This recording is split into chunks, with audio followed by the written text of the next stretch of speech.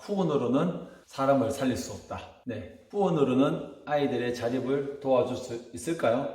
우선 후원을 보육원에 있는 점을 한번 생각해 볼게요. 후원은 정말 아름다운 행동입니다. 후원, 아이들에게 가서 공부를 가르쳐주고 또 심리 상담을 해주고 뭐 성교육을 해주고 또 물품, 또 아이들과 함께 어디 놀러를 가고 문화체험을 시켜주고 또 사회 어떤 여러가지 관람을 시켜주고 정말 많은 후원들이 있습니다. 여러분들 여러 많은 아름다운 재단이나 또 NGO 단체들 후원을 많이 하고 계신데, 후원이 기부가 없는 그런 사회는 너무나 딱딱하겠죠. 자, 여러분, 우리 후원 한번 생각해 볼 텐데, 보육원에 제가 살 때는 후원에 대해서 누가 오면 반갑기도 하고, 또 한편으로는 만나기 싫고 나는 자고 싶은데 나가서 같이 놀아야 되고 감사합니다 인사해야 되고 단체 행동들이 너무 싫었습니다. 그러나 후원 자체에 대해서는 저는 너무나 아름다운 선한 행동이다, 귀한 행동이다 라고 생각합니다. 그런데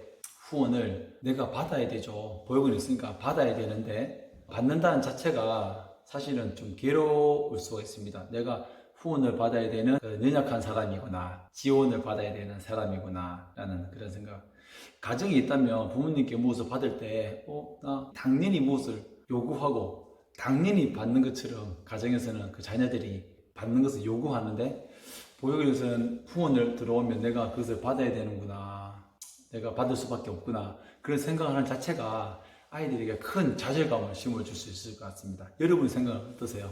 그 후원을 사실은 시설을 가정처럼 만들기 위해서는 먼저 후원을 끊어야 된다라고 생각을 해요. 여러분 생각해 보십시오. 여러분 가정에 누군가 와서 청소를 해주고, 누군가 와서 쓰레기 정리를 해주고 청소를 하고, 누군가 와서 무료로 봉사를 해주고, 정말 아름다운 행동이지만 그것이 하루 이틀 1년간 지속되고 평생을 누군가 봉사하러 온다면 너무나 괴로울 겁니다. 엄청나게 스트레스를 받겠죠. 그와 마찬가지로 만약에 보육원이 있다면 그 보육원의 모든 후원을 끊어주세요. 이렇게 얘기하면 모든 보육원 원장님들이 후원을 받지 않으면 운영이 되지 않는다, 그렇게 말할지도 몰라요. 그러나 그 후원을 안 받을 정도의 정부에서 지원을 해 주셔야죠. 아니면 소규모로 가정 위탁으로 소규모로 보육원을 운영하셔야 되고요.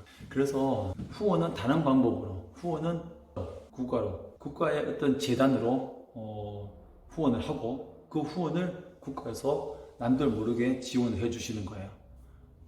사람들의 보육원 방문이 아름다운 그런 모습으로 하는 것은 당연히 현 제도에서 그렇게 하셔야 됩니다.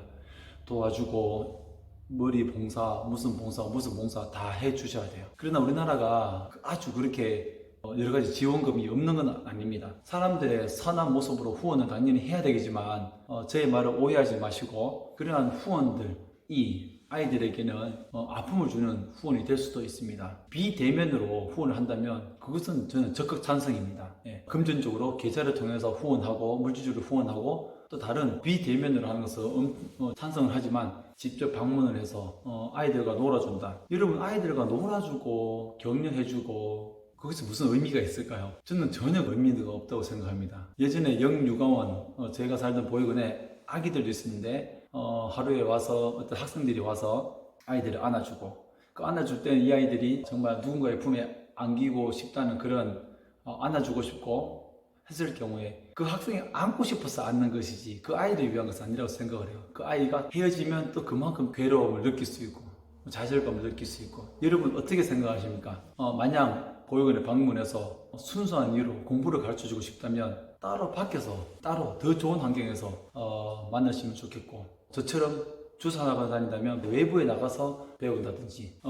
처음에 후원으로는 사람을 살릴 수 없다.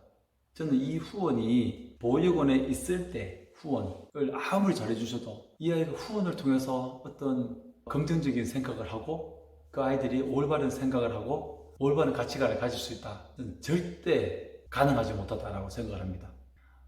아이들은 주어진 환경에서 지원되는 것을 당연하듯이 여길 수 있기 때문에 의식적인 생각을 바꾸어 주셔야 되는데, 그 후원이 보육원에 있을 때 그것이 자립에 도움이 되느냐? 전혀 도움이 되지 않습니다. 어떻게 보육원에 있을 때 머리를 잘라주시고 여러 가지 또 물질적으로 도움을 주시고 상담을 해주시고 여러 가지 정말 많은 후원을 해주시는데 만 8살이 되고 자립을 하면 그 다음부터 후원 안 해주시잖아요. 그렇죠. 후원을 그 다음에 안 해주시면 그 아이는 이제 끝나는 겁니다.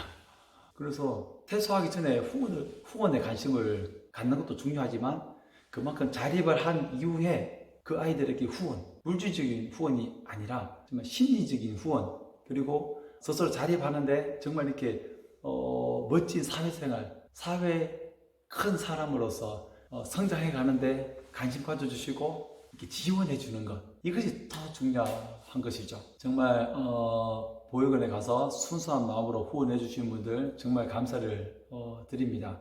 그러나 한 번이라도 후원에 대해서 다시 한 번 더 고민해 보셨을 때에 한 가지 알아야 될 것은 후원을 해 주시니까 보육원들이 계속 지속이 되는 거예요. 예, 이 부분은 다음 편에 다시 한 번 더 얘기해 보겠습니다.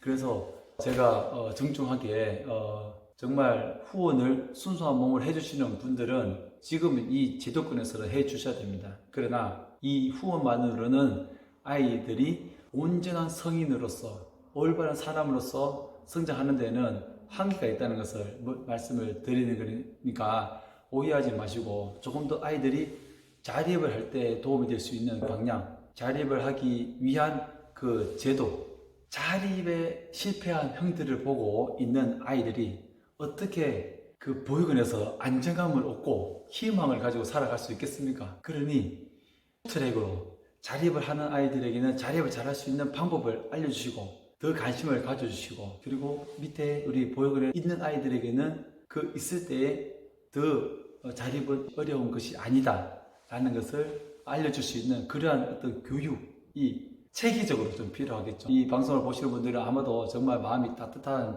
분이라는 것을 알고 저의 이 영상의 뜻을 잘 파악할 수 있으리라 생각합니다.